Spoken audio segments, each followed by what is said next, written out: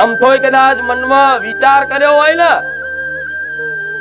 કે આ લાવું તો સમય આવતા એ તમારા તરણોમ લાવી દે તમારી માં. પણ એ ક્યારે થાય? એ ક્યારે થાય? જ્યારે તમે દેવી શક્તિની ઉપાસના કરો, એની સાચી ભક્તિ કરો, એનો લાડ પ્રેમ કરો, ત્યારે આપે રૂપે તમારા માગણી કર્યા વગર તમારી ઈચ્છાઓ જો આપોઆપ પૂરી ના થાય તો મને મેલડીને કહેજો. સવાલ કરો, કેટલી ઈચ્છાઓ પડી તમારી અંદર, તો શું બધી ઈચ્છાઓ પૂરી થશે? નહીં થાય ને. ના થાય ને. ચમ ના થાય?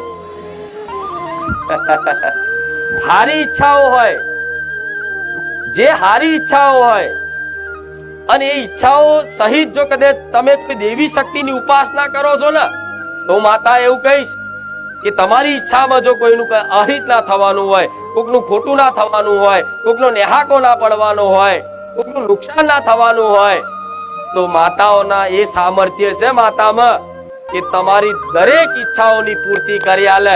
એનું નામ માતા કહેવાય. લેવા બેઠા નહીં, આલવા બેઠા છે.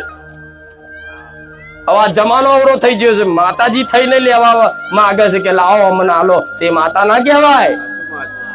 મારે કોઈની નિંદા નહીં કરવી, પણ તમે જાણો છો મારી માતા ના ચડાઈ દે તો તમારું કામ થઈ જશે. એ ભૂવો બોલસ, માતા નહીં બોલતી. મારી મેરડી 76 ચડાવજો, તમારું આ કામ થઈ જાય. તો તે ભૂવો હોનાનું 76 માંગે છે, મેરડી નહીં. 11,000 ની વિધિ થશે તો મેરડી નહીં માંગતી. કોઈ માતા 11,000 ની વિધિ નથી માંગતી. એ ભૂવો માંગે છે, એટલું યાદ રાખજો. મારા કોઈનું નામ નથી દેવું, પણ હવે છેતરાવાનું બંધ કરો. છેતરાવો તો બહુ છેતરાયા. જોન તો બધું કેટલું કર્યું. મોલાના, મોલવીન, તાંત્રિક ના ભૂવા કશું બાકી નહીં. કોઈક મહારાજ જોયા તો હાથે બતાવી દીધો. મહારાજ જોવો ને કે પેલા મહારાજ તો કે આમ હાથ જોઈને બધું કહી દેશે. તો ચેટલાય તો આમ કરી કોઈ ના જોતું હોય ને, ચોક મેરામાં ધામે ફરવા જ્યાં હોય ને, કોઈ બાબા કે ઇધર આ બચ્ચા બહુ દુખી હે, બેહી જશે. સાચી વાત છે, હું દુખી છું.